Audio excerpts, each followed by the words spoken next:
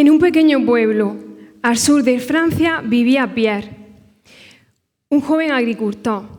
Concretamente, una mañana empezó a notar una serie de heridas en sus manos.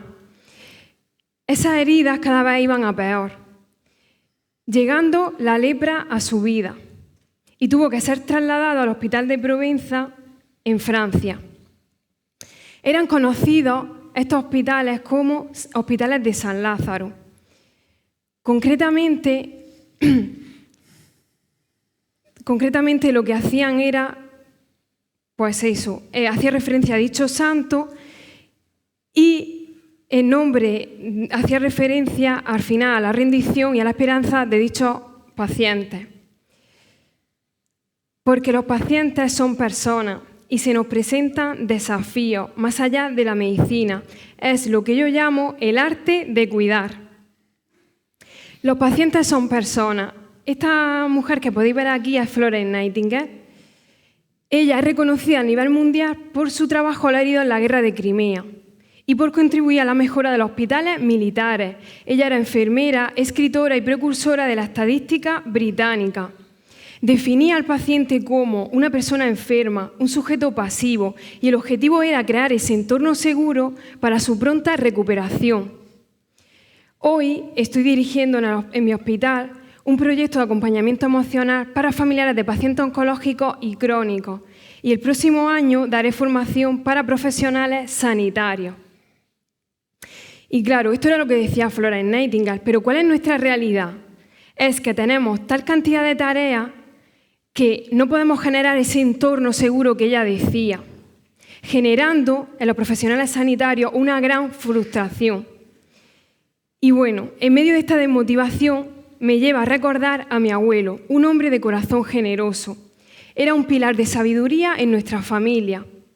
Y recuerdo sus palabras que me decían: Mariana, aprende a escuchar, porque las personas sabias son las que menos hablan. Él ya era una persona dependiente que necesitaba de nuestros cuidados. Y como mi padre me comentaba, ¿no?, que ahora era el momento de cuidarlos, de escucharlos y sobre todo de acompañarlos.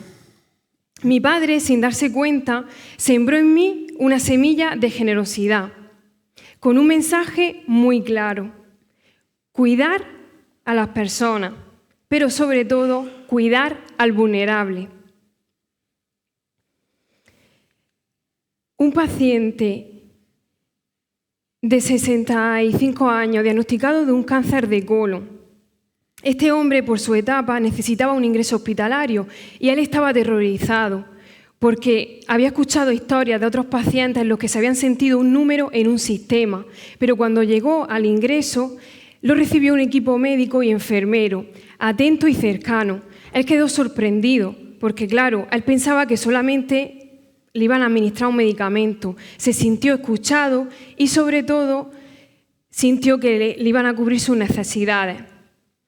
Y claro, es que por ello la importancia de que hay que humanizar la sanidad, porque los profesionales sanitarios no somos meros dispensadores de medicamentos. A medida que nos adentramos en el cuidado, se nos presentan desafíos.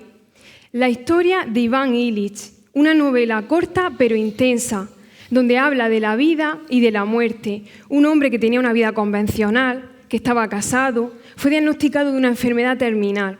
Eso hizo que se confrontara con la muerte. Y sobre todo, tuvo momentos donde tuvo mucha angustia y sufrimiento. Los médicos solo se preocupaban por su tratamiento, pero él esperaba algo más, que era ser visto, escuchado y sobre todo querido. Primer desafío: problemas en la comunicación de los cuidados paliativos. La habitación 418. Una señora con 38 años a la que se le diagnostica un mieloma múltiple.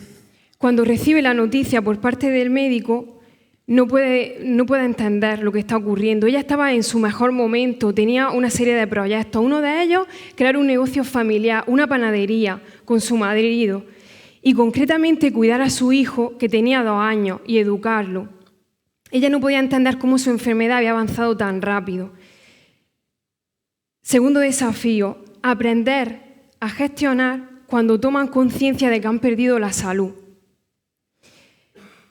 Una señora de 60 años que es diagnosticada de un cáncer de ovario en estadio 4. ¿Sabéis lo que es un estadio 4? Es cuando se ha extendido la enfermedad a otras zonas del cuerpo. Esta mujer estaba siendo tratada con tratamiento de quimioterapia. El tratamiento dejó de hacer efecto y el equipo médico le sugirió pues, que ya no iban a poder seguir tratándola. Para ella fue algo que le impactó a nivel emocional porque eso significaba esperanza de que podía seguir luchando. Tercer desafío: escuchar los deseos del paciente. Todos estos desafíos nos llevan a tener que ir más allá de la medicina. En esta imagen que podéis ver aquí es una escena de la película Amar la vida, donde podemos ver a Susi, que es la enfermera, y Vivian, que es la paciente, también diagnosticada de un cáncer de ovario en estadio 4.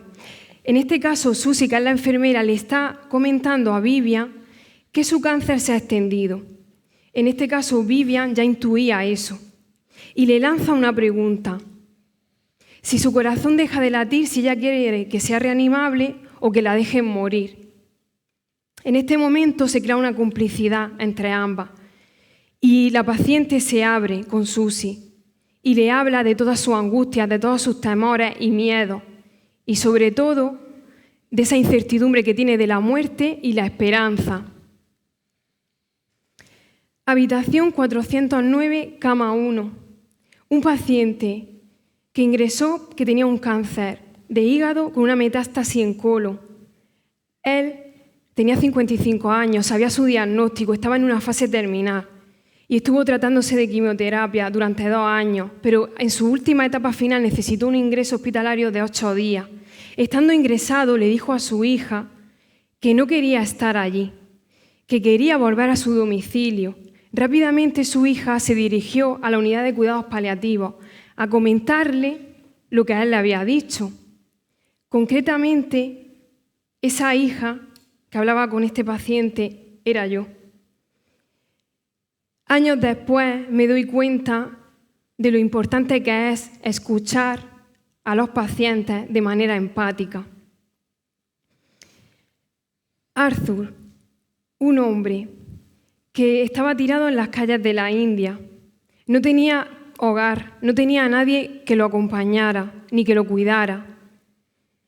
En ese momento estaba desnutrido, con un montón de heridas en su cuerpo. Y pasaban concretamente por esa calle las hermanas de la caridad.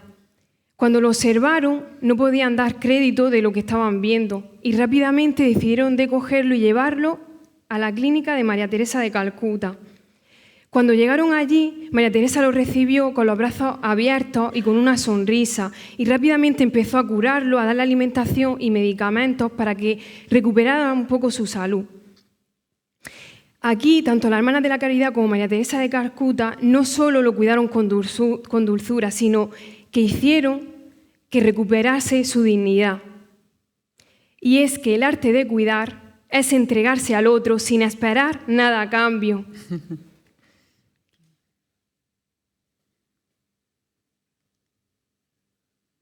Pero, ¿sabéis qué? Hay personas que se curan. Ella es un ejemplo.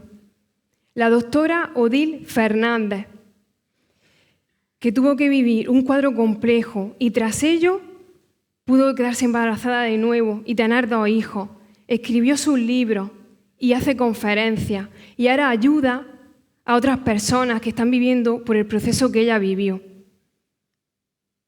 De ahí la necesidad de que hay que ayudar a que se curen los pacientes, pero también hay que saber acompañar cuando están en esa etapa final.